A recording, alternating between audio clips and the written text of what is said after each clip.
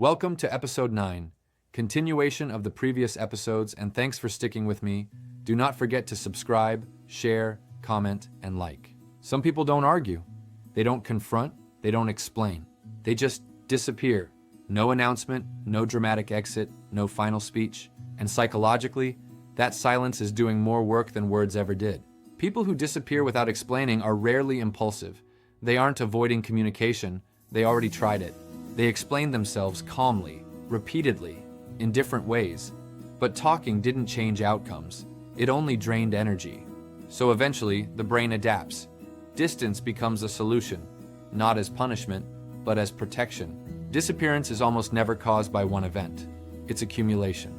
Unheard feelings, repeated misunderstandings, being asked to adjust, while nothing adjusts for them. Each moment feels small on its own, but together, they overload the nervous system. Eventually, the brain reaches a conclusion.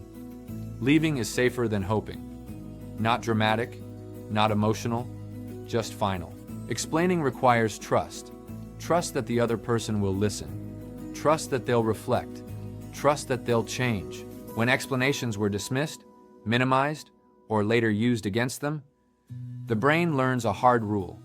Access is dangerous. So it stops offering explanations. Silence becomes the boundary. Not passive-aggressive, not manipulative, protective. People who disappear quietly often share similar traits. Emotionally regulated, self-reliant, used to handling pain alone, calm under pressure, frequently misunderstood. They don't need to process externally. They process internally for weeks, sometimes months. By the time others notice distance, the decision is already complete. To outsiders, the disappearance feels sudden. But for the person leaving, closure already happened. Internally, they replayed the conversations, considered alternatives, measured emotional cost versus peace. Explaining again wouldn't bring resolution. It would reopen a door they already closed carefully. So they leave without ceremony, not to confuse, but to conserve peace. One last conversation sounds reasonable, but for them, it's risky.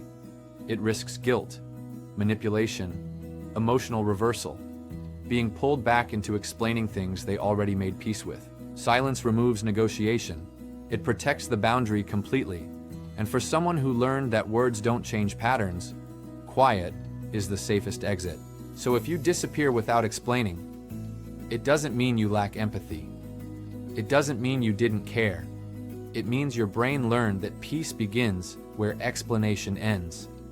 And in the next episode, we'll explore what happens after the disappearance, when silence becomes the new identity.